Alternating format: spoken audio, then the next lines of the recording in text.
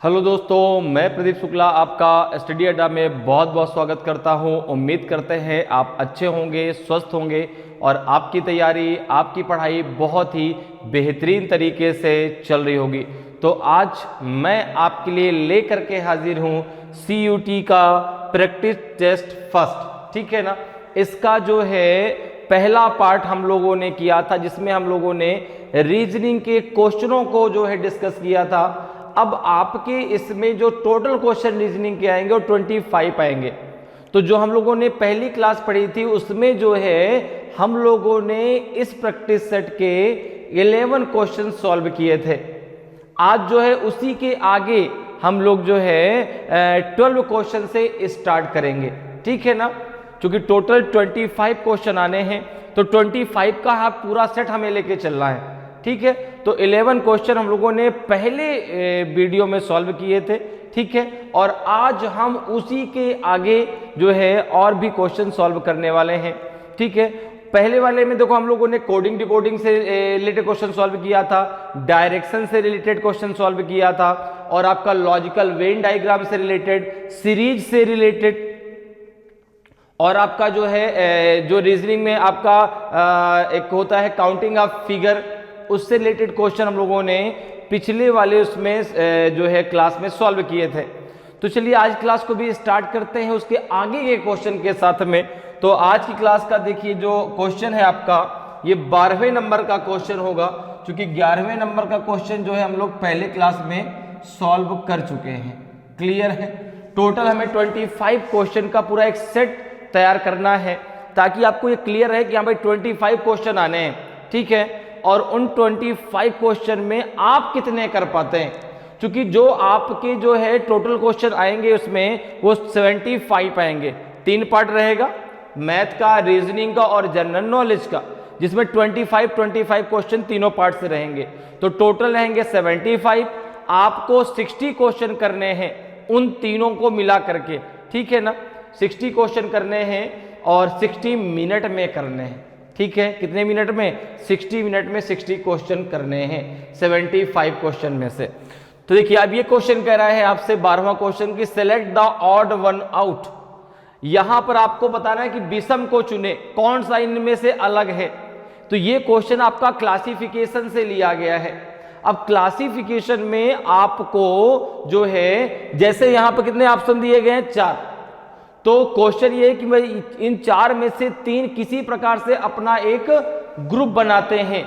वह कौन सा एक है जो इनके ग्रुप में नहीं आता, अर्थात इनसे अलग है, उसको आपको चुनना है, और जो अलग होगा वही आपका सही आंसर होगा, ठीक है। जैसे हम बात करें यहाँ पर, जब नंबर की बात आती है तो नंबर में हम क्या क्या रूल लगा सकते हैं? तो हम डिवीजन का रूल लगा सकते हैं, ठीक है ना। किसका रूल लगा सकते हैं? डिवीजन का। हम स्क्वायर का रूल लगा सकते हैं, ठीक है। हम क्यूब का रूल लगा सकते हैं, ठीक है। किसका रूल लगा सकते हैं? क्यूब का, स्क्वायर का, डिवीजन का, ठीक है ना। मल्टीप्लिकेशन का, ठीक है। कुछ संख्या में जो है, अब जैसे मान लो कोई संख्या पे यक्स मान लो, यक्स के स्क्वायर में प्लस का 1, यक्स स्क्वायर में माइनस का 1, तो तरीके बहुत हो सकते हैं। क्लियर है। अब जैसे यहां पे अगर हम बात करें तो 28 दिया है, 82 दिया है, 107 दिया, 100 दिया है।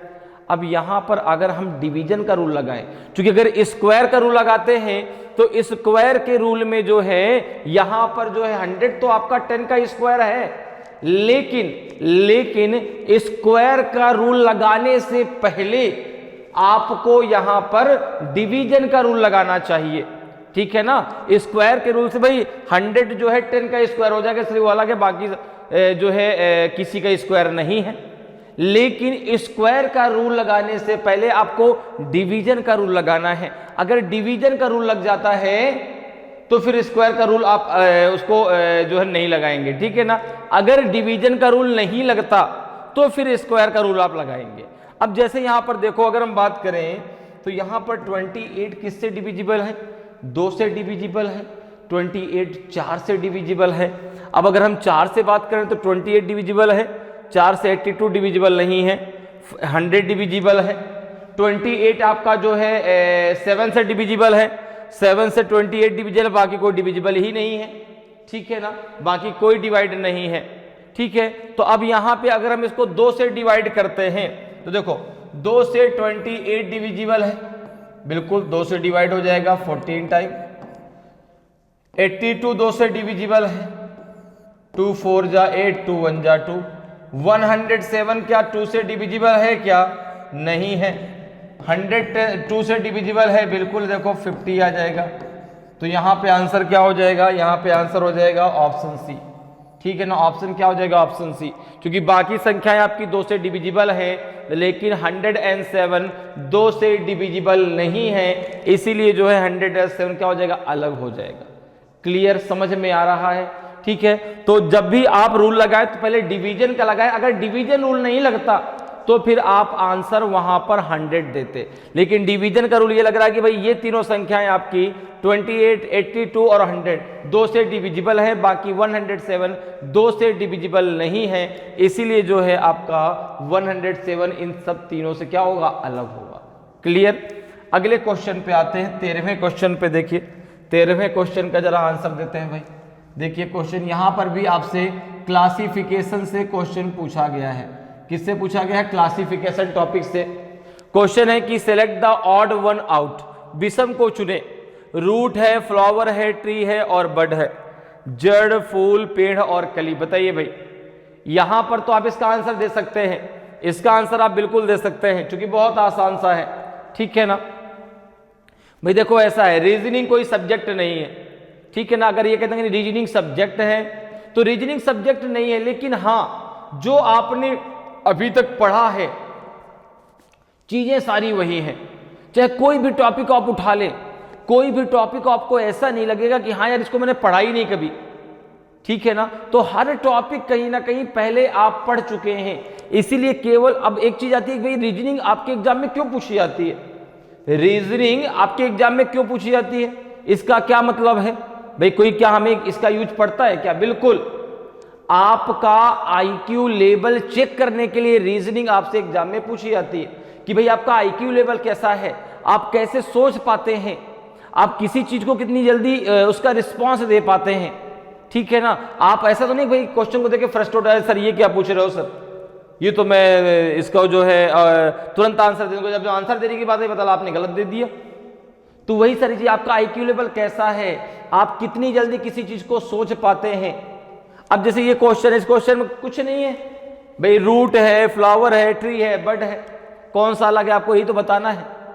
तो अब इसमें कोई याद करने वाली चीज थोड़ा ना कि भैया याद कर लो हाँ ये आएगा आंसर, ये तो एक समझने की बात है, इसलिए कहते हैं थिंकिंग, ठीक है ना। तो अब यहां पर देखिए, अगर मैं बात करूं तो यहां पे आ जाएगा आपका ट्री, ठीक है ना, क्या हो जाएगा? ट्री।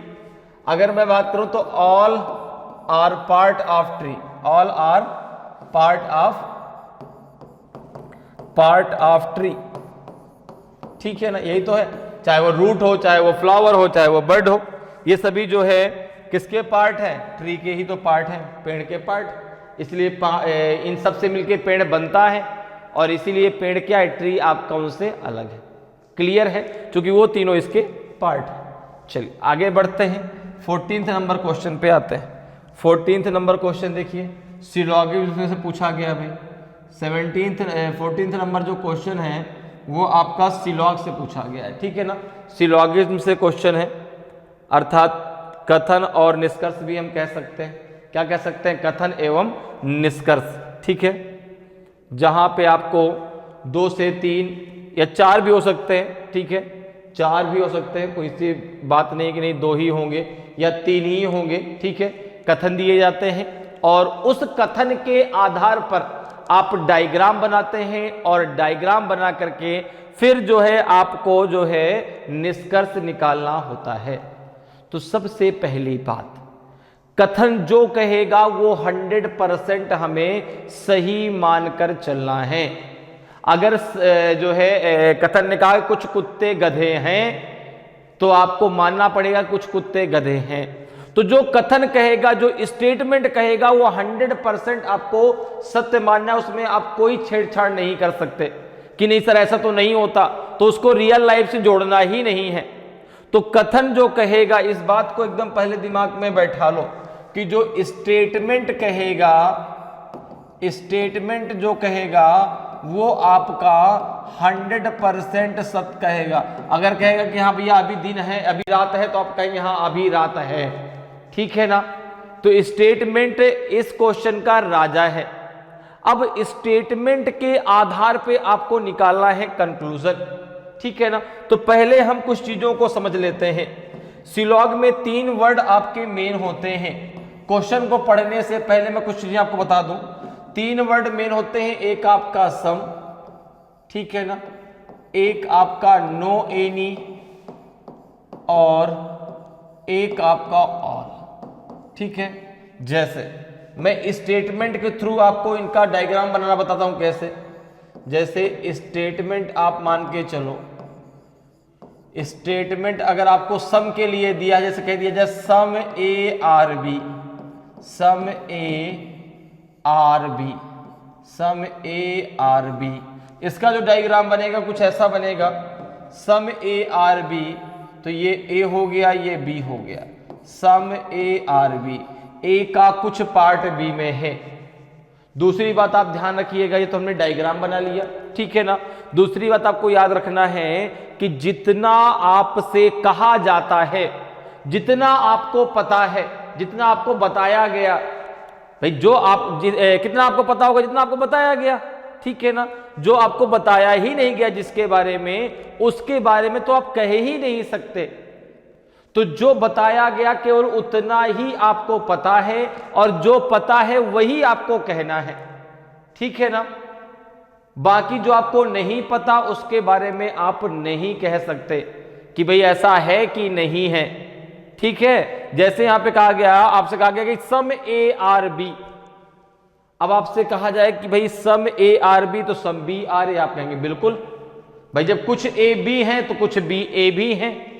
लेकिन अगर मैं कहूं कि some A are not B, some A are not B, तो आपने कहा मैं कह नहीं सकता, मुझे बताया नहीं गया इसके बारे में, मुझे तो केवल इतनी सी बात बताई गई कि सम ए आर बी। तो मैंने कह दिया भाई सम ए आर बी, तो सम बी आर ए। क्योंकि जब कुछ ए बी है तो कुछ बी ए है, मुझे बाकी की कोई जानकारी नहीं है, बाकी की मुझे कोई जानकारी नहीं है। अगर मैं कहूं कि नो ए आर बी, आपने कहा नहीं यार ये तो तुम गलत कह रहे हो। जब तुमने पहले कह दिया कि सम ए आर बी, तो फिर ये कहना कि नो ए आर बी, ये तो बिल्कुल ही गलत है। लेकिन ये कहना कि some A are not B, इसके बारे में मुझे कोई जानकारी नहीं है। तो सम के लिए हम ये डायग्राम बनाते हैं। दूसरा अगर हम स्टेटमेंट की बात करें, जैसे आता है आपका no A are B, no A are B, तो यहां पे बनेगा आपका ये ए और ये हो गया आपका बी। ए और बी के बीच कोई भी रिलेशन नहीं है, तो नो ए आर बी, तो नो बी आर ए। जब कोई ए बी नहीं है तो कोई बी ए नहीं, दोनों के बीच लड़ाई हो गई। तो जब कोई ए बी नहीं है तो कोई बी ए भी नहीं है। क्लियर है। जब कोई नहीं है तो कुछ भी नहीं है। अगर कहा जाए कुछ ए बी नहीं है तो बिल्कुल सही बात है भाई। जब ए का बी से कोई रिलेशन ही नहीं है तो ना तो ऑल का है ना तो कुछ का है। अब लास्ट में एक बात आती है ऑल की। जैसे स्टेटमेंट आपका दिया जाए कि all A are B, all A are B, तो इसका डायग्राम कुछ ऐसा बनेगा। All A are B, A का पूरा पार्ट बी के अंतर्गत आ गया। ऑल ए आर बी, सभी ए क्या है, बी है। तो जब कथन कह रहा है कि भाई सभी ए बी हैं, तो ए का पूरा पार्ट बी के अंतर्गत आ जाएगा। अब देखो यहां पर एक चीज जरा समझो, यहां पर एक चीज जरा समझो कि चाहे इसको ऐसे समझ लो कि जो छोटा सर्कल होता है वो बड़े सर्कल के अंदर कुछ और सभी दोनों पार्ट आता है। अर्थात इसका मतलब ये हो कि अगर कह दिया जाए कि सम ए आर बी तो भी सही होगा और ऑल ए आर बी ये तो सही है ही। लेकिन जो बड़ा सर्कल होता है, छोटे सर्कल के अंदर कुछ पार्ट आता है। जैसे कहा जाए ऑल बी आर ए ये गलत है, लेकिन कहते हैं सम बी आर ए ये सही है। या फिर ऐसे समझो कि यदि अंदर से हम बाहर की तरफ जाते हैं तो सम और ऑल दोनों सही होते हैं। और अगर हम बाहर से अंदर की तरफ जाते हैं तो सम तो आपका सही होता है लेकिन ऑल आपका गलत होता है। इतनी बात क्लियर है? थोड़ा वो समझ में आ गया कैसे करना है? सम के लिए डायग्राम कैसे बनाना है, नो के लिए डायग्राम कैसे बनाना है और ऑल के लिए आपको डायग्राम कैसे बनाना है। इतनी बात आपको क्लियर हो गई, ठीक है ना। तो चलिए अब आते हैं अपने क्वेश्चन पे, अब आते हैं अपने क्वेश्चन पे और आपको जो आंसर देना है ना वो आपको देना है ABCD पे। देखिए नीचे यहाँ पे आपको ABCD दिख रहा होगा कि first second and third follow, तो आंसर A दीजिए। Second third and fourth follow तो आंसर B दीजिए। Only first and second follow तो आंसर C दीजिए। Only first and third follow तो आंसर D दीजिए। तो जो आंसर आपको देना है वो ABCD के अकॉर्डिंग देना है। अब देखो क्वेश्चन क्या कह रहा है, क्वेश्चन को एक बार रीड कर लेते हैं। क्वेश्चन कह रहा है कि consider the given statement to be true and decide which of the given conclusion can definitely be drawn from the given statement. दिए गए कथन को सत्य माने और तय करिए कि दिए गए कथन में से कौन सा निष्कर्ष निश्चित रूप से निकाला जा सकता है। अब देखिए स्टेटमेंट क्या दिया गया है, all bibs are red, all red are flower, no flowers are tablets. तो कंक्लूजन है पहला कि some flowers are bibs, no tablets are bibs, some red are bibs, some tablets are red. अब आपको जो है आंसर देना है कि कौन सा सही आंसर होगा इन चारों में। देखो कैसे करेंगे। सबसे पहले हम स्टेटमेंट के आधार पर डायग्राम बनाएंगे। तो कह रहा है कि ऑल बिब्स आर रेड, तो आपने यहां बना दिया इस प्रकार से ऑल बिब्स, ये बना दिया BIBS bibs, all bibs are red, ये हो गया रेड, ठीक है। दूसरा क्या कह रहा है, are red are flower, all red are flower, all red are flower, okay. Last क्या कह रहा है, no flower are tablets, no flower are tablets, ठीक है ना, नो फ्लावर आर टेबलेट्स, ठीक है। ये आपका डायग्राम बनके हो गया तैयार।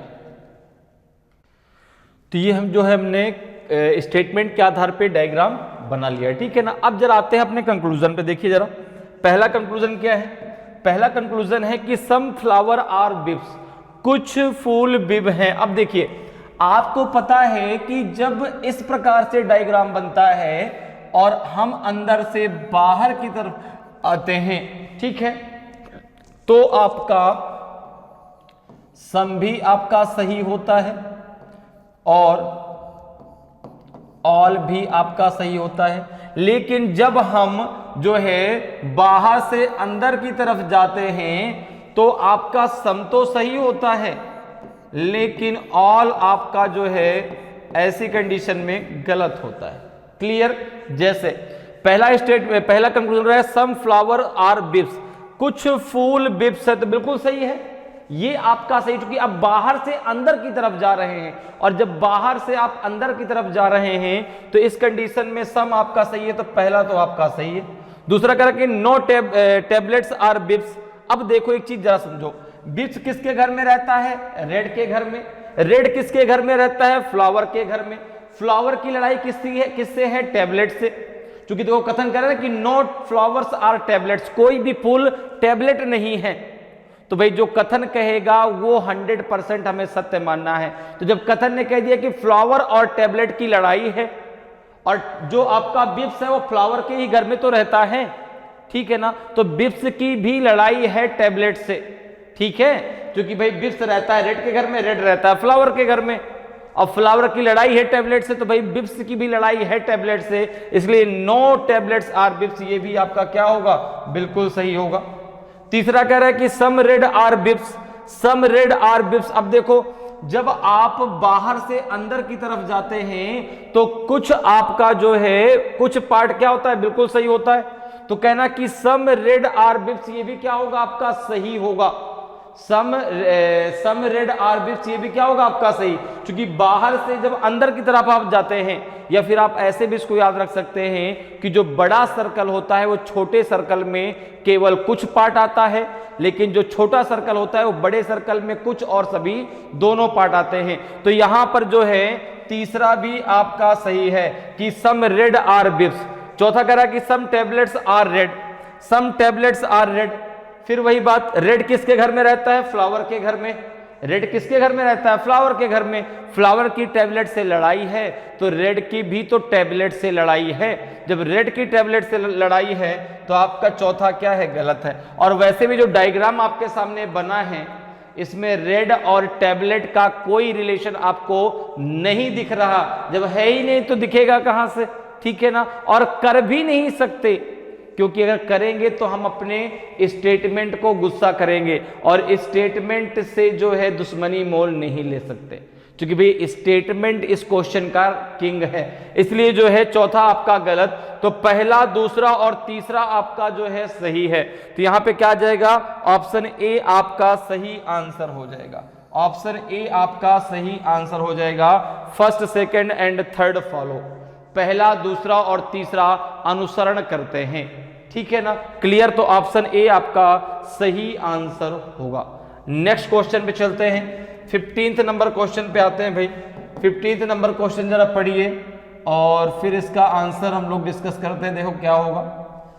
क्वेश्चन आपका जो है पेपर कटिंग एंड फोल्डिंग से आया है। ठीक है ना, paper cutting and folding topic से पूछा गया है। क्वेश्चन है कि the given question consist of A set of 3 figures x, y and z showing a sequence of folding a piece of paper. Figure Z shows the manner in which the folded paper has been cut. Okay, Z में दिखाया गया किस प्रकार से paper को cut किया गया है। Okay, select a figure from the option which would mostly closely resemble the unfolded form of figure Z. दिए गए प्रश्न में 3 आकृतियां हैं, x, y और z का एक सेट है। ठीक है, जो कागज के एक टुकड़े को मोड़ने का क्रम दर्शाता है। चित्र z में मुड़े हुए कागज को काटने का तरीका दिखाया गया है। विकल्पों में से उस आकृति का चयन करें जो चित्र z के अनफोल्डेड रूप से सबसे अधिक मिलती जुलती है। तो आपको बताना है कि भाई जिस प्रकार से इनको फोल्ड करके लास्ट में जो z में आकृति दी गई है उसको उस प्रकार से कट किया गया है।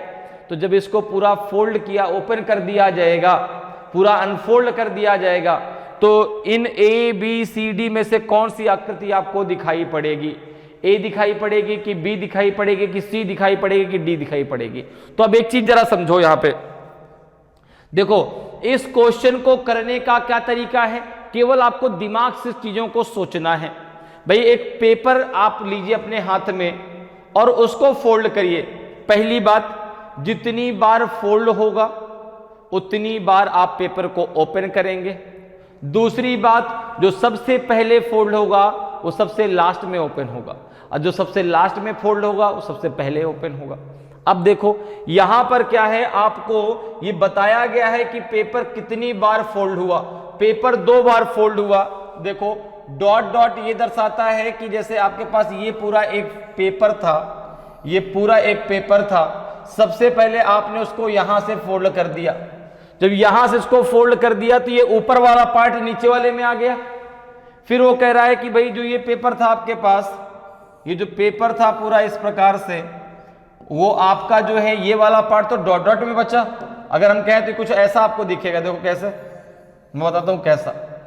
ये पार्ट जो अगला पार्ट है कुछ आपको ऐसा दिखेगा कि ये पार्ट आपका इसमें फोल्ड हो गया।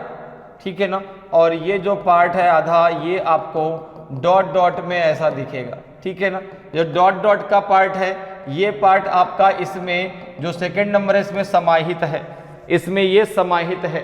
इसके बाद फिर से इसको यहां से कट कर दिया गया, फिर से इसको यहां से कट कर दिया गया और लास्ट में आपके पास ये पार्ट बचा। लास्ट में आपके पास ये पार्ट बचा।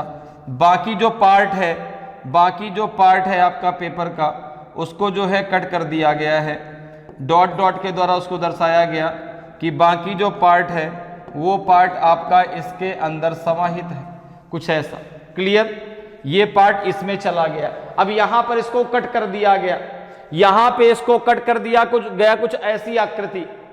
अब जब इसको ओपन किया जाएगा तो जरा ध्यान से समझिए। देखिए सबसे पहले ये पार्ट ओपन होगा, सबसे पहले ये पेपर ऐसे ओपन होगा तो इधर पार्ट आएगा, फिर ये पूरा का पूरा ओपन हो जाएगा। तो देखो जैसे आपका यहां पर आपने इसको ऐसे जो है कट कर दिया, यहां पे इस प्रकार से कट कर दिया गया है। ठीक है ना, ये इस प्रकार से ऐसे ऐसा कट किया गया है। ठीक है, यहाँ पे देखो एक ऐसे सर्कल कट किया गया, यहाँ पे कट कर दिया, यहाँ पे और यहाँ पे। अब एक चीज जरा सोचिए कि जब ये सर्कल इधर आए, जब ये पेपर ओपन किया जाएगा इधर, तो ये भाई पूरा पेपर कट कर दिया गया है, तो ये आकृति यहां पर है, ये आकृति इधर भी होगी, ये आकृति यहां पर भी होगी, और जब ये ऊपर ओपन किया जाएगा तो इधर भी आकृति होगी, ये इधर भी होगी, लेकिन सेम ऐसी ही आकृति होगी। और बीच में देखो एक सर्कल जब यहां होगी तो एक सर्कल यहां से मिलेगा, एक सर्कल यहां से मिलेगा, ठीक है ना, और एक सर्कल आपको यहां से मिल जाएगा, तो बीच में 4 सर्कल होंगे, बीच में 4 सर्कल होंगे। तो यहां पे अगर हम देखें तो ए तो नहीं होगा, क्योंकि यहां अगल बगल आपके सर्कल नहीं है, अगल बगल भी तो सर्कल होने चाहिए। बी भी नहीं होगा और सी भी, डी भी नहीं होगा, केवल एक ही आंसर हो सकता है सी, और वही आपका सही आंसर होगा। देखो इसके चारों तरफ ऐसे सर्कल होने चाहिए, तो आंसर कौन सा हो जाएगा आपका सी, ठीक है ना। सी में जो आकृति दी गई है वैसी आकृति आपको दिखाई पड़ेगी जब जेड को पूरा का पूरा आप अनफोल्ड कर देंगे। क्लियर? तो ऑप्शन कौन सा हो जाएगा? ऑप्शन सी आपका सही आंसर होगा। अगले क्वेश्चन पे आते हैं, अगले क्वेश्चन को जरा सॉल्व करते हैं। देखो भाई अगला क्वेश्चन जरा रीड करते हैं पहले और देखते हैं भाई किस टॉपिक से क्वेश्चन पूछा गया है। ठीक है, क्वेश्चन कह रहा है कि Bhavan's rank is 27th in the class, Preksha is 7 rank ahead of Bhavan in the class, Preksha's rank from the last is 36, how many student are there in the class. Bhavan की रैंक कक्षा में 27वीं है, प्रेक्षा कक्षा में भवन से 7 रैंक आगे है, प्रेक्षा की रैंक लास्ट से 36वीं है, कक्षा में कितने छात्र हैं। तो ये क्वेश्चन पूछा गया आपका रैंकिंग टेस्ट से, ठीक है ना। किस टॉपिक से पूछा गया है? रैंकिंग टेस्ट से, अर्थात क्रम परीक्षा से। और रैंकिंग टेस्ट में आपको जो है, जो आप रोल नंबर आपको दिया जाता है उससे रिलेटेड क्वेश्चन आते हैं। अब देखो यहां पर दिया है कि भाई आपको निकालना है कि कक्षा में टोटल छात्र कितने हैं। तो आपको मैं बता दूं कि जब क्लास में किसी एक छात्र का आपको लेफ्ट और राइट दोनों से स्थान पता हो तो आप सिंगल सा एक फॉर्मूला लगा सकते हैं रैंकिंग टेस्ट में। वो होता है आपका n = l + r - 1। क्या होता है? l + r - 1, ठीक है ना। सिंगल सा फॉर्मूला है रैंकिंग टेस्ट में। जब किसी एक व्यक्ति का आपको लेफ्ट से और राइट से दोनों तरफ से स्थान आपको पता हो तो आप डायरेक्ट इस फार्मूले के द्वारा टोटल नंबर ऑफ स्टूडेंट निकाल सकते हैं। फार्मूला क्या है? n = l + r - 1। n क्या है? n किसको डिनोट करता है? तो आपने कहा n डिनोट करता है total number of student, total number of student, total number of student, ठीक है ना। n किसको डिनोट करता है? Total number of student. l किसको डिनोट करता है? तो l डिनोट करता है place value from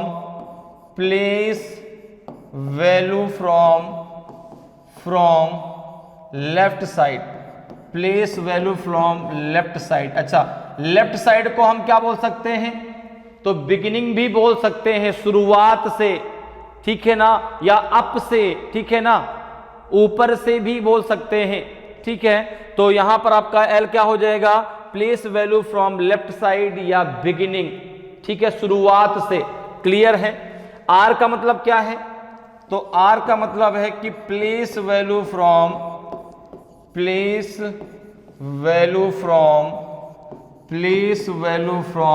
right side, place value from right side. Right side मतलब जहां पे लास्ट आपकी पंक्ति खत्म होती है। जैसे क्लास में आप पढ़ते हैं, आपका एक रोल नंबर है, तो भाई शुरुआत तो 1 से होती है। अब अगर आपके सेक्शन में 50 स्टूडेंट हैं तो लास्ट वाले का रोल नंबर 50 होगा, आपका 1 होगा, ठीक है ना। तो शुरुआत जहां से होगी उसको हम बोलेंगे लेफ्ट साइड, जहां पे लास्ट होगा उसको बोलेंगे राइट साइड। क्लियर? अब जैसे आप एक चीज जरा बताओ, अगर मैं कह दूं कि शुरुआत से आपका रोल नंबर 11th नंबर है, लास्ट से कितना होगा? अगर आपकी क्लास में 50 स्टूडेंट हैं तो आप आसानी से निकाल पाएंगे कि हाँ भाई वहां से मैं काउंट कर लूंगा, ठीक है ना। अब यहां पर एक चीज आपको याद रखनी है कि अगर जब तक दो चीजें आपको पता नहीं होंगी तब तक आप इस क्वेश्चन को, इस फॉर्मूले का प्रयोग नहीं कर सकते। इसका क्या मतलब हुआ, जैसे अगर मैं कह दूं कि एक क्लास में एक बच्चे का शुरुआत से 25वां स्थान है, ठीक है ना, और 25th प्लेस पे है लेफ्ट साइड से, तो बताइए कि वहां पर टोटल बच्चे कितने हैं, आप निकाल ही नहीं पाएंगे क्योंकि जानकारी ही अधूरी दी गई है। क्योंकि भाई इस फॉर्मूले को लगाएंगे कम से कम दो चीजें पता होनी चाहिए। अगर मुझे टोटल स्टूडेंट पता है, उस एक स्टूडेंट का मुझे लेफ्ट साइड से स्थान पता है, मैं उसका राइट साइड से निकाल सकता हूं। अगर मुझे एक स्टूडेंट का लेफ्ट और राइट साइड दोनों साइड से स्थान पता है तो मैं वहां पर टोटल नंबर ऑफ स्टूडेंट भी निकाल सकता हूं। क्लियर है, समझ में मेरी बात आ रही है? तो अब यहां पर जरा देखिए, अब इतनी चीजें समझ में आ गई तो यहां पे हमें किस फार्मूले का प्रयोग करना है n बराबर l प्लस आर माइनस का 1, ठीक है ना। तो यहां पे n क्या है आपका, total number of student, l क्या है, place value from left side, r किसको दर्शाता है, तो place value from right side. ठीक है, अब जरा देखिए क्वेश्चन पे आते हैं भाई, अब क्वेश्चन पे आते हैं। इतनी चीज आपको समझ में आ गई, क्या फॉर्मूला लगाना है, n बराबर l प्लस आर माइनस का 1, लेकिन ये तभी लगेगा जब हमें एक व्यक्ति का लेफ्ट और राइट दोनों तरफ से स्थान पता हो। अब जरा देखो क्वेश्चन पे आओ, Bhavan's rank is 27th in the class, Preksha is 7th rank ahead of Bhavan in the class. अब देखो शुरुआत से भवन की रैंक, जैसे यहां ये शुरुआत है, ठीक है ना, यहां से भवन की जो रैंक दी गई है, ठीक है ना, वो कितनी दी गई है, 27th दी गई है। यहां पे भवन बैठा हुआ है, ठीक है ना, भवंस रैंक, ठीक है। अब कह रहे हैं कि प्रेक्षा इज 7th अहेड, ठीक है ना, 7 rank ahead of Bhavan in the class. जो प्रेक्षा है वह भवन से 7 रैंक आगे है। अब एक चीज आपके दिमाग में आती है, सर यहां पे तो नहीं दिया गया कि लास्ट से भवन की रैंक कि जो है शुरुआत से है। तो भाई जब ये आपको जानकारी न दी जाए कि वो शुरुआत से पूछ कह रहा है कि लास्ट से, तो हमेशा रैंक हम कहां से काउंट करते हैं, शुरुआत से।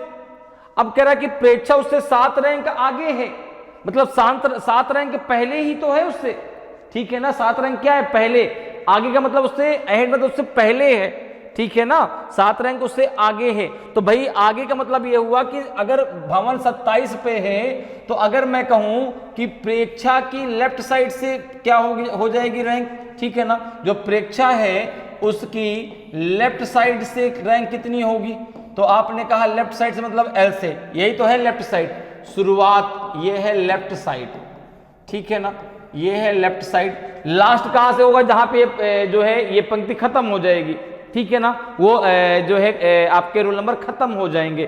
क्लियर। अब देखो तो प्रेक्षा का लेफ्ट साइड से, लेफ्ट मतलब L बराबर कितना आ जाएगा, लेफ्ट साइड से उसका स्थान कितना हो जाएगा, तो आपने कहा 27 माइनस 7, तो ये आ जाएगा आपका 20। तो प्रेक्षा का लेफ्ट साइड से स्थान कितना है, 20th। प्रेक्षा का राइट साइड से स्थान आपको पता कितना है, तो 36, ठीक है ना। प्रेक्षा का जो है, प्रेक्षा का राइट साइड से स्थान आपको मालूम है कितना है, R बराबर दिया गया है 36। क्लियर, ठीक है। लास्ट से मतलब अंत से, ठीक है ना, अंत मतलब राइट साइड, ठीक है। तो R बराबर 36, L बराबर आपने निकाल लिया 20th। अब देखो जरा, तो यहां पे N बराबर क्या हो जाएगा, L प्लस आर माइनस का 1, ठीक है। तो L कितना है, आपने कहा L है आपका 20, R कितना है आपका 36, दोनों को ऐड कर लो, एक माइनस कर दो, कितना आ जाएगा आपका 55। तो टोटल स्टूडेंट है कितने क्लास में, तो आपने कहा 55 है। टोटल स्टूडेंट है कितने क्लास में, 55 है। तो ऑप्शन ए आपका सही आंसर हो जाएगा, ऑप्शन ए आपका सही आंसर होगा। क्लियर है। तो कितने स्टूडेंट हैं, 55 स्टूडेंट हैं क्लास में। क्लियर। नेक्स्ट क्वेश्चन पे चलते हैं। नेक्स्ट क्वेश्चन देखिए भाई, आपसे पूछा गया है, ये क्वेश्चन पूछा गया है आपसे ब्लड रिलेशन से। किससे पूछा गया है, ब्लड रिलेशन टॉपिक से पूछा गया है। ओके, क्वेश्चन कह रहा है कि X told Y, though you are the son of my father, I am not your brother, how is X related to Y. X ने वाई से कहा, यद्यपि आप मेरे पिता के पुत्र हैं, मैं आपका भाई नहीं हूं, तो यक्स वाई से किस प्रकार संबंधित है, बताइए। सिस्टर, सन, डॉटर या कजिन। ठीक है, कौन सा आपका सही आंसर होगा? तो ये क्वेश्चन आपसे ब्लड रिलेशन से पूछा गया है। अब ब्लड रिलेशन के क्वेश्चनों को कैसे हमें सॉल्व करना है, जरा उसको हम समझ लेते हैं। ब्लड रिलेशन में मेन क्या है? आपका जेंडर। भाई जब तक किसी का जेंडर आपको डिफाइन नहीं होगा तब तक आप रिलेशन डिफाइन नहीं कर सकते। ठीक है ना, जैसे ही जेंडर डिफाइन होगा आप रिलेशन डिफाइन कर सकते हैं। ठीक है, चाहे जैसे आपका रिलेशन, अब भाई रिलेशन की जब बात आती है तो ब्लड रिलेशन जो हमारा एक पारिवारिक रिलेशन है वही तो ब्लड रिलेशन है। हमारा भाई कौन है, हमारी बहन कौन है, ठीक है ना। जैसे रिलेशन की अगर मैं बात करूं तो जब रिलेशन की बात हम करते हैं तो भाई जब हम धरती पर अवतरित हुए तो हम दो लोगों को हमने जाना, एक अपने माता को, एक पिता को। फिर ये रिलेशन दो वर्गों में बंट गए, एक आपका पिता वर्ग में और एक आपका माँ वर्ग में। ठीक है ना, पिता वर्ग में चाचा चाची, बुआ फूफा, है ना, दादा दादी। पिता माँ वर्ग में आपका जो है मामा मामी, मौसी, ठीक है ना, और नानी नाना। ठीक है, तो ये सारे रिलेशन किस वर्ग में गए? माँ वर्ग में। तो रिलेशन दो वर्गों में बंट गए। ठीक है, फिर रिलेशन और आगे बढ़ा, फिर आपकी शादी हुई, आपकी वाइफ आई। ठीक है, तो वहां से और रिलेशन आगे बढ़ गया। ठीक है, आप किसी के जो है सन इन लॉ लगेंगे, आपकी कोई मदर इन लॉ होगी, फादर इन लॉ होंगे। ठीक है ना, तो फिर वो रिलेशन और आगे बढ़ता हुआ चला गया। तो यहां पर देखो, अगर हम बात करें तो रिलेशन में जब भी क्वेश्चन को सॉल्व करना है, अगर क्वेश्चन को पढ़ के आप आंसर दे पा रहे हैं बहुत अच्छी बात है। क्वेश्चन को पढ़िए, समझ में आ गए तुरंत आंसर करिए, नहीं समझ में आ रहा उसका डायग्राम बनाइए। डायग्राम बनाने के लिए कुछ इंस्ट्रूमेंट की जरूरत पड़ेगी। किसकी? इंस्ट्रूमेंट की। वो इंस्ट्रूमेंट क्या क्या होंगे जरा वो समझ लो। सबसे पहले जेंडर की बात आती है तो रिलेशन दो लोगों के बीच होता है। मेल, मेल के लिए हम क्या सिंबल यूज करेंगे? प्लस। फीमेल, फीमेल के लिए हम कौन सिंबल यूज करेंगे? माइनस। ठीक है ना। दूसरी बात, एक बात होती है जनरेशन की। किसकी बात होती है? जनरेशन की। ठीक है ना, जैसे कि आदमी कहता है आप किस जनरेशन के हो। ठीक है, तो जैसे हम यहां पर बात करें तो जनरेशन में बड़े छोटे की बात नहीं होती, जनरेशन में होता है जनरेशन गैप और इक्वल जनरेशन। जैसे मैं अगर अपनी बात करूं तो मेरा जो भाई है, मेरी जो बहन है, चाहे मुझसे छोटी हो चाहे मुझसे बड़ी हो, वो है मेरे जनरेशन की। लेकिन अगर मैं जो है अपने पिता की बात करूं, अपने दादा की बात करूं, ठीक है ना, दादा दादी मतलब बाबा और दादी, क्लियर ध्यान रखिएगा। ठीक है ना, यहां बड़े पापा छोटे पापा या और दूसरा कुछ नहीं होता। ठीक है, अब यहां पर देखो, यहां पे क्या होगा? जनरेशन, तो इक्वल जनरेशन। इक्वल जनरेशन समझ गए ना कैसा? जैसे मैं अपनी बात कर रहा हूं तो मेरा जो भाई है, मेरी जो बहन है, सब मेरी जनरेशन के हैं। तो इक्वल जनरेशन को हम इस लाइन के द्वारा दर्शाते हैं। ठीक है ना, और जनरेशन गैप को हम जो है इस लाइन के द्वारा दर्शाते हैं। ठीक है, नहीं, जनरेशन गैप को जो है खड़ी लाइन से इस प्रकार से दर्शाते हैं। ठीक है ना। अब एक रिलेशन आपका और होता है जो बहुत ही पवित्र रिलेशन होता है, वो है आपका पति पत्नी का रिलेशन, अर्थात पीपी का रिलेशन। ठीक है ना, पी स्क्वायर भी हम कह सकते हैं। ठीक है ना, तो पति पत्नी के रिलेशन में एक ऐसा रिलेशन है रिलेशन में जिसमें यदि किसी एक का जेंडर डिफाइन है तो दूसरे का जेंडर आप अपने आप डिफाइन कर सकते हैं। ठीक है, जैसे मैं यहां पे कह दूं ए और बी आपस में पति पत्नी है, तो पति पत्नी के रिलेशन को हम लोग इस लाइन के द्वारा दर्शाते हैं। और कह दूं कि ए हस्बैंड ऑफ बी, तो आप कहेंगे बी वाइफ ऑफ ए। केवल पति पत्नी का रिलेशन ऐसा होता है ब्लड रिलेशन में जिसमें यदि किसी एक का जेंडर डिफाइन है तो दूसरे का अपने आप डिफाइन कर सकते हैं, बाकी कोई रिलेशन ऐसा नहीं है। ठीक है ना, तो यहां पे आंसर, यहां पे क्या हो जाएगा? पति पत्नी के रिलेशन को इस सिंबल के द्वारा हम यहां पे दर्शाएंगे। इतनी बात क्लियर है। अब आते हैं अपने क्वेश्चन पे। जरा क्वेश्चन को देखिए। एक्स ने वाई से कहा यद्यपि आप मेरे पिता के पुत्र हैं। यक्स वाई से क्या कह रहा है? अब डायग्राम कैसे बनाएंगे? जैसा क्वेश्चन कह रहा है वैसा बना दो। जैसे उसने कहा कि यक्स ने वाई से कहा, मैंने यहां यक्स बनाया, यहां वाई बनाया। यक्स वाई से क्या कह रहे हैं? यदि आप मेरे पिता के पुत्र हैं। ठीक है ना, तो यक्स के ये मैंने पिता बना दिए, क्योंकि भाई जनरेशन ऊपर होंगे तो मैंने उनको ऊपर बनाऊंगा। अगर मेरे पुत्र की बात होती तो मैं उसको नीचे बनाता, क्योंकि उनसे एक जनरेशन नीचे है। यद्यपि आप मेरे पिता के पुत्र हैं, मतलब वाई जो है यक्ष के पिता का पुत्र है, ठीक है ना, लेकिन मैं आपका भाई नहीं हूं, मैं आपका भाई नहीं हूं। तो दोनों में भाई रिलेशन तो है, क्योंकि जो यक्ष के पिता हैं वो उनका ही पुत्र है वाई, तो यक्ष वाई दोनों आपस में क्या हो जाएंगे, अब भाई तो है नहीं तो बहन हो जाएगी, ठीक है ना, क्योंकि बहन भाई का रिश्ता हो जाएगा। तो जब भाई नहीं है तो यक्ष उसकी क्या होगी, बहन होगी। तो यक्ष से वाई का रिलेशन किसका हो जाएगा, सिस्टर का हो जाएगा। यक्ष से यक्ष का वाई से रिलेशन क्या हो जाएगा, सिस्टर का होगा। तो उसने ही तो कहा कि भाई यद्यपि आप मेरे पिता के पुत्र तो हैं, ठीक है ना, जो वाई है वो यक्ष के पिता का पुत्र है, तो है जो दोनों में रिलेशन जो है भाई भाई बहन का या भाई भाई का। तो भाई उसने कहा कि यद्यपि मैं तुम्हारा भाई नहीं हूं, तो भाई नहीं हो तो बहन होगी, ठीक है ना। तो यक्ष वाई की बहन है, वाई एक्स का भाई है। तो यहां से पूछा कि यक्ष वाई से किस प्रकार संबंधित है, तो यक्ष जो है वाई की सिस्टर लगेगी, बहन लगेगी। ऑप्शन ए आपका सही आंसर हो जाएगा। क्लियर है। चलिए अगले क्वेश्चन पे आते हैं, अगले क्वेश्चन की तरफ बढ़ते हैं। भाई अगला क्वेश्चन देखिए क्या है, अगला क्वेश्चन जरा पढ़िए और इसको जरा डिस्कस करते हैं। क्वेश्चन है कि arrange the following words as per their order in the dictionary. निम्नलिखित शब्दों को शब्दकोश में उनके क्रम के अनुसार व्यवस्थित करें। Hobby, holiday, horse, हॉवल and hornet. तो इनके अर्थों से आपको कोई लेना देना नहीं है, पहली बात, ठीक है ना।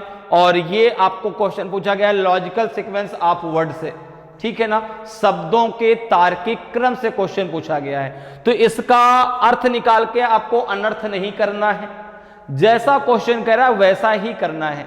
तो आपको इन वर्डों को लगाना है अकॉर्डिंग टू डिक्शनरी, ठीक है ना। और डिक्शनरी का मतलब हो गया A to Z, ठीक है। तो कैसे लगाएंगे जरा उसको समझिए। देखिए यहां पे वर्ड आपको दिया गया है पहले में HOBBY, दूसरे में दिया गया है HOLIDAY हॉलीडे, तीसरा दिया गया है HOARSE, फिर दिया गया है HOBBLE, फिर दिया गया है HORNET। अब जरा देखो भाई यहां पे अगर हम बात करें तो इसको करने का तरीका क्या है जरा उसको समझिए। तो जब भी आपसे जो है कह दिया जाए कि इन वर्डों को, ठीक है, इंग्लिश में वर्ड दिए गए हैं, इनको जो है डिक्शनरी के अकॉर्डिंग लगाइए, तो आपको कैसे करना है। देखो जैसे यहां पे देखो, जहां तक पहले देखिए, जहां तक इन सब में जो आपके अल्फाबेट कॉमन हो वहां तक कट कर दीजिए। HO यहां भी है, यहां भी है, यहां भी है, यहां भी है और यहां भी। तो HO आपने सबसे कट कर दिया। अब HO के आगे जरा बढ़िए, ठीक है ना। और एक चीज, ये नंबरिंग जरा लिख लीजिए, पहले नंबर पे दिया गया है, ये दूसरे नंबर पे दिया गया है, ये तीसरे पे दिया गया है, ये चौथे पे दिया गया है और ये पांचवें पे दिया गया है, ठीक है ना। अब देखो HO सब में कॉमन था, आपने कट कर दिया। HO के जरा आगे बढ़िए, यहाँ पे क्या है B, यहाँ पे L, यहाँ पे A, यहाँ पे B, यहाँ पे R। अब देखो जरा एक चीज मेरी समझना, आपको कौन कौन से वर्ड मिले। आपने कहा पहले में B था, दूसरे में L था, तीसरे में A था, फिर B था और फिर क्या था आपका R था। आप मुझे बताओ कि B, L, A और R में सबसे पहले कौन आता है। सबसे पहले कौन आता है, पहले A आएगा, फिर B आएगा, फिर L आएगा, सबसे लास्ट में R आएगा, सबसे लास्ट में R आएगा। अब एक चीज जरा ध्यान से फिर समझना, R केवल एक में है तो ये तो फिफ्थ में जाएगा, ये तो फिफ्थ नंबर पे जाएगा, ये बात क्लियर है। तो फिफ्थ वाला फिफ्थ नंबर पे गया, सबसे पहले नंबर पे आपका A आएगा तो 3 वाला फर्स्ट पे आएगा, 3 वाला फर्स्ट पे आएगा, ठीक है ना। इसके बाद B जो है आपका सेकंड, तो B 2 में देखो, यहां भी है, यहां भी है, यहां भी B, यहां भी B, दोनों में देखो, यहां भी B है, यहां फिर से B है, दोनों का फिर से कंपैरिजन करो, क्योंकि दोनों में B आया है तो B के बाद यहां भी B के बाद यहां भी B के बाद यहां Y है, B के बाद यहां L है, B के बाद यहां Y है, B के बाद यहां L है। तो पहले L आता है तब बाद में Y आता है, तो ये वाला आएगा सेकंड नंबर पे और ये आएगा आपका थर्ड नंबर पे और ये आएगा आपका फोर्थ नंबर पे, ठीक है ना। अब इसको आप सीक्वेंस में कैसे लगाएंगे, तो देखो जरा, सीक्वेंस लगाएंगे आप इधर से, तो सबसे पहले फर्स्ट नंबर पे आया 3 नंबर वाला, सेकंड पे आया 4th नंबर वाला, थर्ड पे आया 1 नंबर वाला, फिर आया आपका सेकंड, और फिर आया सबसे लास्ट में 5th। तो 3 4 1 2 5, 3 4 1 2 5, ऑप्शन ए आपका सही आंसर हो जाएगा। ये इसका जो है एक लॉजिकल क्रम होगा। बात समझ में आई? तो इसका लॉजिकल क्रम क्या होगा? 3 4 1 2 5, ठीक है। तो जो आप क्रम में लगाएंगे वो इधर से लगाएंगे, ठीक है ना। ये तो फर्स्ट, सेकंड, थर्ड, फोर्थ पे कौन आया ये हमने यहां से निकाला। फिर जो आपका लॉजिकल सीक्वेंस लगाना है आप इस नंबर से लगाएंगे। क्लियर? तो लॉजिकल सीक्वेंस क्या बनेगा? 3 4 1 2 5, ये आपका लॉजिकल सीक्वेंस होगा इन वर्डों का। तो समझ में आया कैसे करना है, ठीक। अगले क्वेश्चन पे आते हैं, अगले क्वेश्चन पे चलते हैं भाई। अगले क्वेश्चन का जरा आंसर करिए, अगले क्वेश्चन का जरा आंसर करने की कोशिश करिए। देखिए भाई, ये क्वेश्चन आपके सामने दिया गया है। क्वेश्चन को पहले रीड करते हैं। नॉन वर्बल से क्वेश्चन पूछा गया है। क्वेश्चन कह रहा है कि in a mirror is placed on the line MN, ठीक है ना। ये लाइन MN है, यहाँ पे एक मिरर आपका दिया गया है, यहाँ पे आपका एक मिरर है MN, ठीक है ना। ये MN आपका एक मिरर है, ठीक है। और यहाँ पर ये कुछ डायग्राम ऐसा बना है, मैं बना देता ताकि आपको भी अच्छे से दिखाई पड़ने लगे, ठीक है ना। ये कुछ ऐसा बना है, ये कुछ ऐसा ऐसा ऐसा, और ये इस प्रकार से, ये पूरा का पूरा ब्लैंक है, और ये पूरा का पूरा खाली है, ठीक है ना। ये ऐसा है, इधर ये सर्कल खाली है, इधर ये पूरा का पूरा ब्लैक है, ठीक। ऐसा कुछ बना है, ठीक है। ये ऐसा कुछ डायग्राम है। अब आपको बताना है कि if a mirror placed on the line MN, then which of the given option is the mirror image of the given figure। यदि MN रेखा पर एक दर्पण रखा जाए तो दिए गए विकल्पों में से कौन सा विकल्प दी गई आकृति का दर्पण प्रतिबिंब है? बताइए भाई, इसका दर्पण प्रतिबिंब क्या बनेगा? MN दर्पण रखा गया है, देखो दर्पण उसके नीचे रखा गया है, हॉरिजेंटल रखा गया है। तो मैं आपको बता दूंगा, अगर दर्पण आपका हॉरिजेंटल रखा जाता है, ठीक है ना, दो चीज समझिए मेरी, ठीक है ना। अगर दर्पण आपका वर्टिकल रखा हो, जैसे ऐसे दर्पण रखा हो, ये दर्पण सपोज करो MN है, अगर ऐसे दर्पण रखा हो तो आपका बदलता क्या है? राइट, आपका बदलता है राइट से लेफ्ट, राइट से लेफ्ट, और लेफ्ट से राइट, लेफ्ट से राइट, ठीक है ना। Up and down no change. लेकिन अगर दर्पण आपका ऐसे हॉरिजेंटल रखा हो, दर्पण आपका हॉरिजेंटल रखा हो, तो यहां पे ध्यान रखिएगा, आपका लेफ्ट राइट नहीं बदलेगा, लेफ्ट एंड राइट में कोई बदलाव नहीं होगा, कोई बदलाव नहीं होगा। जैसे यहां पे अप एंड डाउन में कोई बदलाव नहीं होता, उसी प्रकार से यहां पर राइट और लेफ्ट में कोई बदलाव नहीं होगा।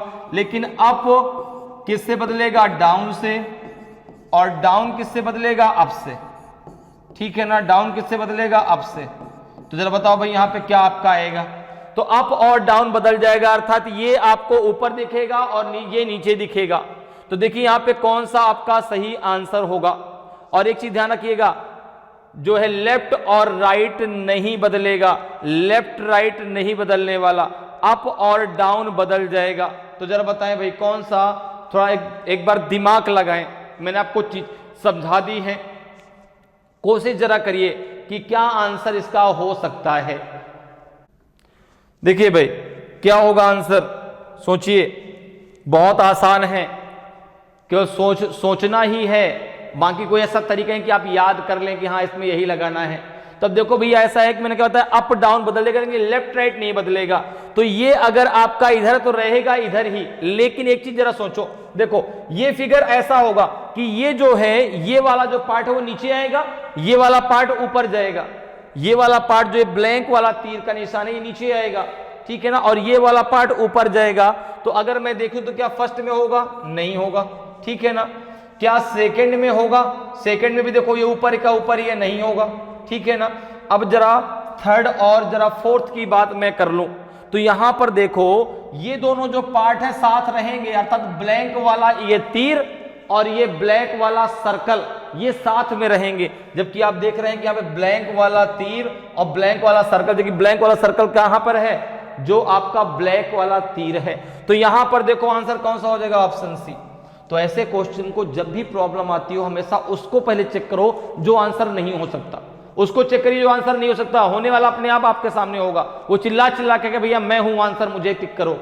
क्लियर है, तो आंसर हो जाएगा ऑप्शन सी। नेक्स्ट क्वेश्चन पे चलते हैं। नेक्स्ट क्वेश्चन के जरा आंसर बताएं भाई क्या होगा। नेक्स्ट क्वेश्चन का आंसर देखिए भाई, क्वेश्चन जो है एम्बेडेड फिगर से आपको क्वेश्चन पूछा गया है, नॉन वर्बल से, नॉन वर्बल रीजनिंग के एम्बेडेड फिगर से क्वेश्चन पूछा गया है कि select the option in which the given figure is exactly embedded. उस विकल्प का चयन करें जिसमें दी गई आकृति बिल्कुल सन्निहित है। तो आपको बताना है किसमें जो है ये आकृति, जो आपको यहां पर ये आकृति दिख रही है ना, ए बी सी डी में से किसमें सेम वही आकृति सन्निहित है, ये आपको बताना है। ए में है कि बी में है कि सी में है कि डी में, वही आकृति जो आपको वहां पर दी गई है सेम वैसी ही आकृति किस डायग्राम में है। तो आपने कहा ये तो बहुत सिंपल है, इसमें कुछ है ही नहीं भाई। अगर देखा जाए तो ये आपको फर्स्ट में ही देखने को मिलेगी। देखो आप देख पा रहे होंगे बहुत अच्छे से, देखो ये हो गई आपकी लाइन, ठीक है ना, ये हो गई फिर ऐसे, ये फिर ऐसे और ये फिर आ जाएगी ऐसे। तो फर्स्ट में ही आपको मिल गई, ठीक है ना, किसमें मिल गई, फर्स्ट में, ठीक है। देखो इस प्रकार से, तो जब फर्स्ट में आपको मिल गई तो फर्स्ट ही आपका सही आंसर हो गया, ठीक है ना, और किसी में होगा ही नहीं, तो फर्स्ट आपका सही आंसर हो जाएगा। क्लियर है, तो जब पहले में ही मिल गई तो पहला ही आंसर आपका सही आंसर होगा। क्लियर। नेक्स्ट क्वेश्चन पे चलते हैं। नेक्स्ट क्वेश्चन पे आते हैं भाई, इस क्वेश्चन को जरा देखिए, रीड करें। क्वेश्चन आपका पूछा गया है फाइंडिंग द मिसिंग नंबर, लुप्त पदों को भरना, ठीक है ना, और उसमें क्वेश्चन पूछा गया आपका मैट्रिक्स में, ठीक है। तो find the missing number if a certain rule is followed either rows wise और कॉलम वाइज। लुप्त संख्या ज्ञात कीजिए, यदि एक निश्चित नियम का पालन या तो पंक्तिवार या स्तंभवार किया जाता है। अब यहां पर आपको ये मैट्रिक्स दी गई है, ठीक है ना, ये आपका जो है 4 5 6 ये आपकी पंक्ति है, 4 2 1 21 ये आपका क्या है, कॉलम है। आपको ये देखना है कि जो भी रूल यहां पे फॉलो होगा, चाहे वो आपका कॉलम वाइज हो चाहे वो रो वाइज हो, तीनों में सेम होगा। अगर आपने जो रूल पहली पंक्ति में लगाया वही दूसरे में लगेगा, वही तीसरे में, वही चौथी में, जो पहले कॉलम में लगेगा वही दूसरे में, वही तीसरे में। तो जरा एक बार सोच के देखिए क्या यहां पे रूल लग सकता है, ठीक है ना। सॉल्व करने का तरीका क्या है इसका, इसके बारे में मैं आपको बहुत अच्छे से बताने वाला हूं, लेकिन थोड़ा सा आप एक बार खुद से इसको सॉल्व करने की कोशिश जरूर करें, एक बार जरूर करिए, शायद आपसे आपका आंसर आ जाए। नहीं आएगा तो फिर तो मैं आपको बता ही रहा हूं कैसे करना है, लेकिन एक बार थोड़ा सा आप भी कोशिश करके देखें। और इस बात को भी ध्यान रखना है, इस बात को ध्यान रखिएगा कि जो रूल लगेगा तीनों में सेम लगेगा, इस बात को बहुत अच्छे से ध्यान रखना है। जैसे अब देखिए, अगर मैं यहां पर आपको बताऊं कि कैसे करना है, तो एक चीज आप ध्यान रखिए, जिधर बड़ा नंबर लिखा हो, ठीक है ना, उधर आपको ज्यादा फोकस करना है, ठीक है। जैसे यहां पे देखो 21 यहां लिखा है, यहां 98 लिखा है, तो अब 21 अगर हम बात करें तो ये कॉलम देखो 4 2 और 1 में कुछ ऐसा करेंगे 21 आ जाए, ठीक है ना। तो ये तो कॉलम की बात हो गई, किसकी हो गई, कॉलम की बात। तो जरा यहां पे देखो 4 2 1 में ऐसा क्या करें कि भाई 21 आ जाए, मल्टीप्लाई डिवीजन स्क्वायर क्यूब कुछ भी आप कर सकते हैं जो आपकी मर्जी हो, ठीक है। तो जैसे देखो 4 2 6 1 7, अब अगर हम सबको जोड़ करके देखो भाई हमने क्या कर दिया, 4 + 2 + 1, 4 2 6 1 7, 7 में 3 का मल्टीप्लाई कर दिया 21 आ गया। आपने कहा यही रूल अगले में लगा दो, 5 + 3 + 8 कितना हो जाएगा, 5 3 8 8 16, यहाँ पे 3 का मल्टीप्लाई करेंगे तो 16 3 48 आ जाएगा। नहीं ये तो नहीं बनेगा काम, ठीक है ना, ये से काम तो नहीं बनेगा भाई, नहीं बनेगा। कुछ और सोचिए, और क्या 21 लाने का तरीका हो सकता है। एक तरीका तो हमने लगाया तो गलत हो गया, दूसरे तरीके पे जरा चलते हैं। और क्या हो सकता है, 4 2 1, तो आपने कहा कि अगर इसका स्क्वायर कर दें 4 का स्क्वायर कर दें प्लस 2 का स्क्वायर कर दें प्लस 1 का स्क्वायर कर दें, कितना हो जाएगा जरा देखो भाई। 4 का स्क्वायर हो जाएगा 16, 2 का स्क्वायर हो जाएगा 4, 1 का स्क्वायर हो जाएगा 1, ये हो जाएगा 21। जरा अगला करके देखो, 5 का स्क्वायर प्लस 3 का स्क्वायर प्लस 8 का स्क्वायर, तो ये हो जाएगा आपका 25 प्लस 9 प्लस आपका 16, तो 16 और 9 हो जाए नहीं 64, 16 नहीं, 8 का जो स्क्वायर होता है 64 होता है, 64 और 9 हो जाएगा आपका 73, 64 और 9 हो जाएगा 73, 73 में अगर 25 ऐड करेंगे तो आ जाएगा 98। तो यहां पर देखो दोनों में सेम रूल लग रहा है, तो यहां पर भी लास्ट में सेम रूल लगा दो, यही रूल लगा दो। देखो 6 का स्क्वायर प्लस 7 का स्क्वायर प्लस 3 का स्क्वायर, तो ये हो जाएगा आपका 6 का स्क्वायर हो जाएगा 36, 7 का स्क्वायर 49, 3 का स्क्वायर हो जाएगा 9, तो ये जाएगा 58। 58 में आप जो है 58 में 36 जोड़ दो, तो 58 में जब 36 जोड़ोगे तो ये हो जाएगा 8 से 14, 8 से 14, 5 3 8 1 9, 94 आपका आंसर आ जाएगा। तो 94 आपका सही आंसर हो जाएगा। क्लियर है? तो जब भी जो है आपको मैट्रिक्स सॉल्व करने के लिए आती है तो आप उधर ध्यान दें जिधर बड़ा नंबर लिखा हो, ठीक है ना। और इस बात को ध्यान देना कि तीनों में चाहे आपको कॉलम से लगाएं चाहे रो से लगाएं, आपको जो है सब में समान रूल अप्लाई करना है। क्लियर है? तो यहां पे दिया है ऑप्शन ए आपका सही आंसर होगा, 94 आपका सही आंसर हो जाएगा। नेक्स्ट क्वेश्चन पे आते हैं। नेक्स्ट क्वेश्चन का जरा आंसर दीजिए भाई, क्या आएगा। देखिए क्वेश्चन दिया गया है आपसे कि find which one word can not be made from the letters of the given word. ज्ञात कीजिए कि दिए गए शब्द के अक्षरों से कौन सा शब्द नहीं बनाया जा सकता। बहुत सिंपल सा क्वेश्चन है। एक आपको यह शब्द दिया गया है FALSITIES, आपको बताना है कि इन जितने भी अल्फाबेट इसमें दिए गए हैं उनका यूज करके, ठीक है ना, कौन सा वर्ड नहीं बनाया जा सकता।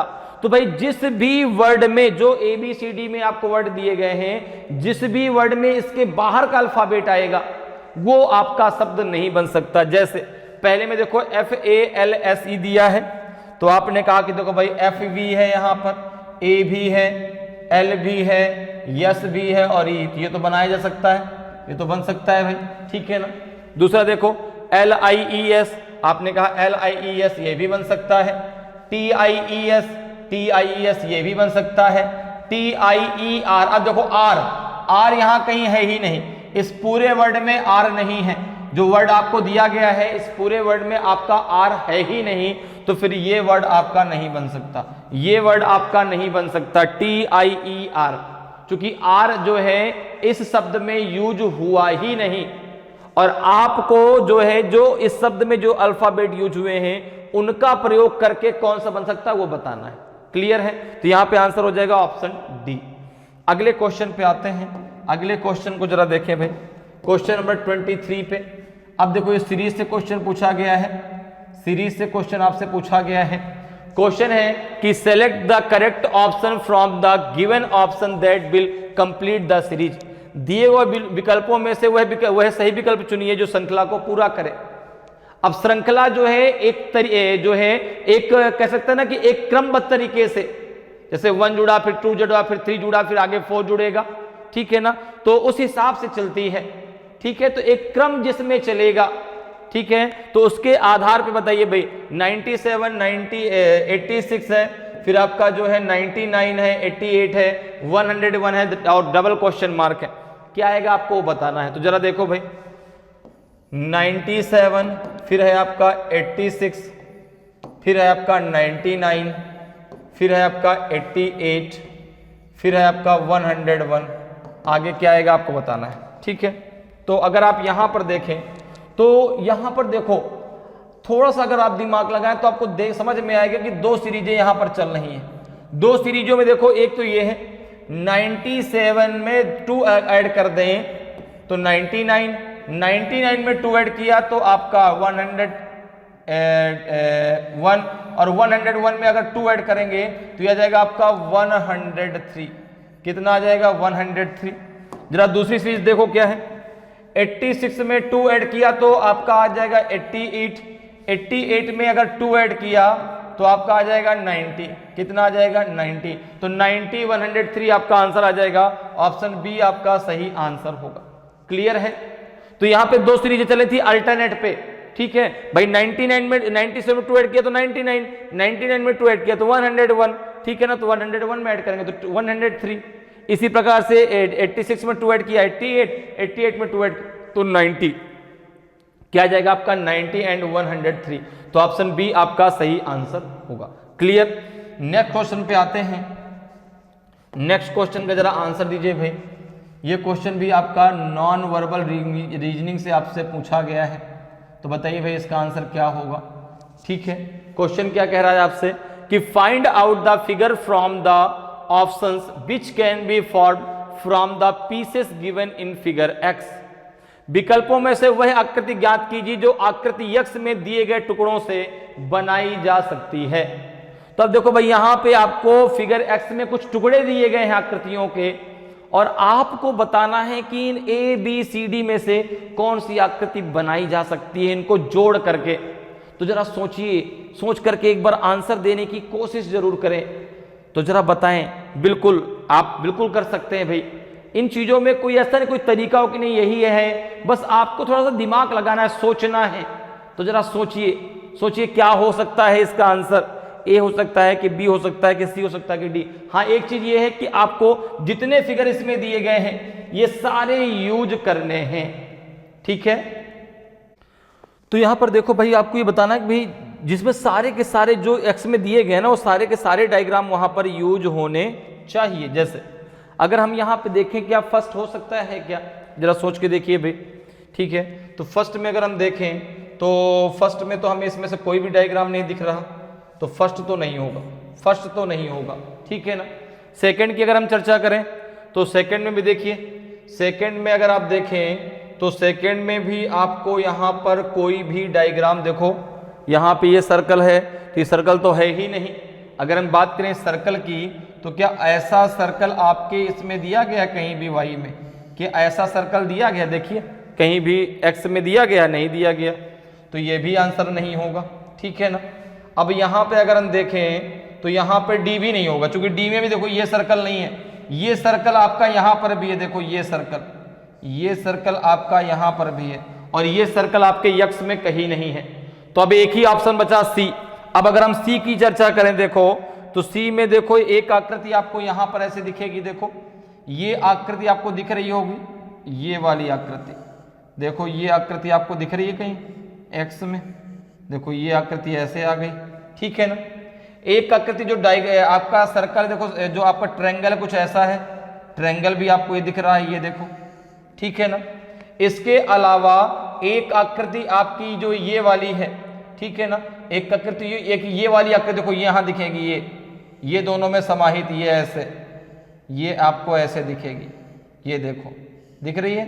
ठीक है ना। और लास्ट में ये आकृति दिखेगी, देखो ऐसे, यहां से आप इसको ऐसे लेके चलें, ऐसे ये आ गया, ये यहां से, ये यहां से, ये ऐसे और ये ऐसे, ये आकृति दिखेगी।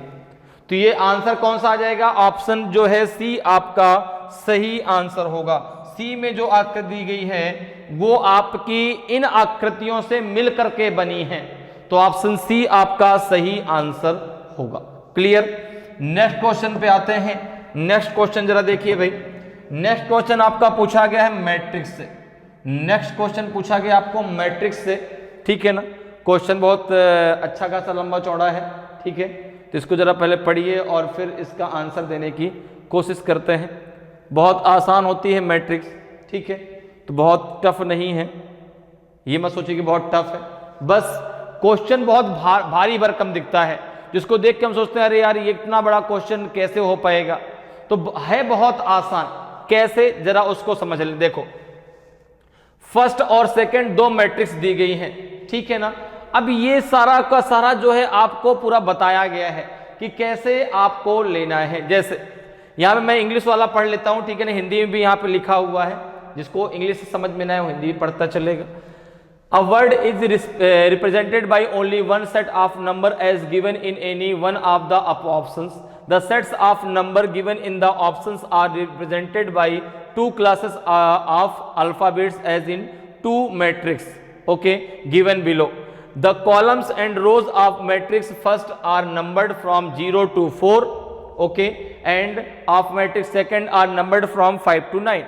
A letter from these matrix can be represented first by its row and next by its column. That is, A can be represented by 00. अब देखो यहाँ पे आपको कैसे लेना है इसका कोड वो आपको बताया गया है कि A का कोड क्या है 00।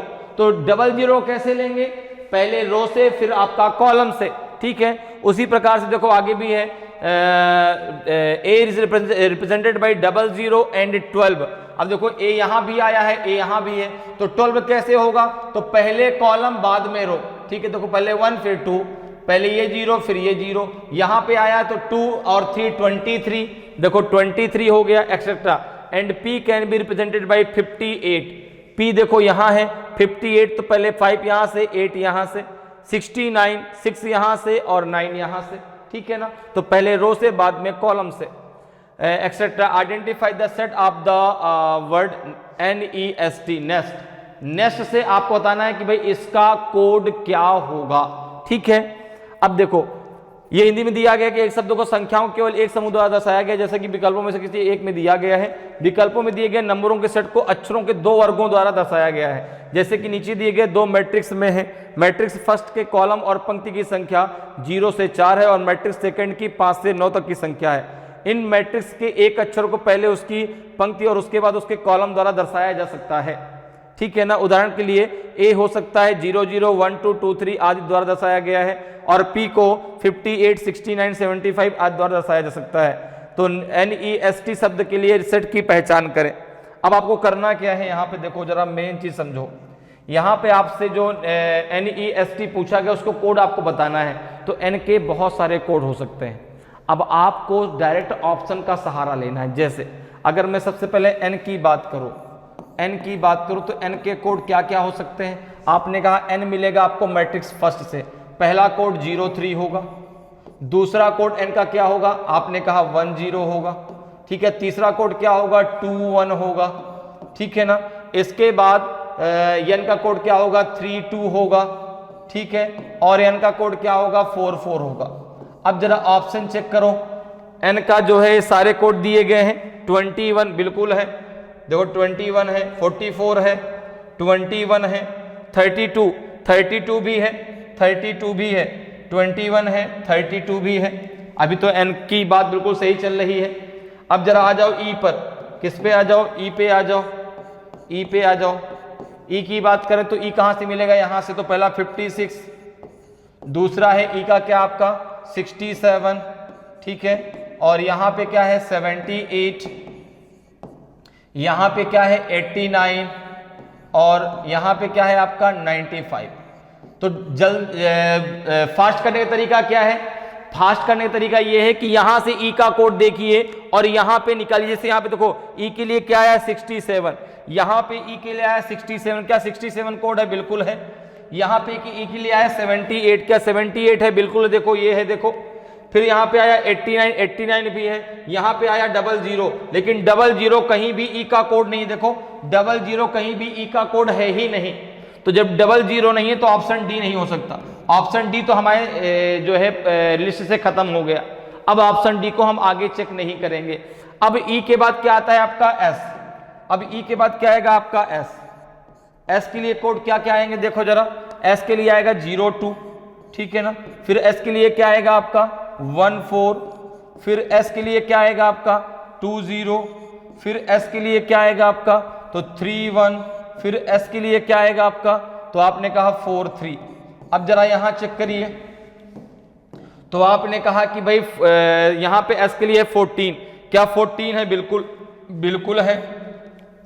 यहां पे आया 12, क्या 12 है, आपने कहा नहीं 12 नहीं है। तो B वाला भी आपकी लिस्ट से खत्म हो गया।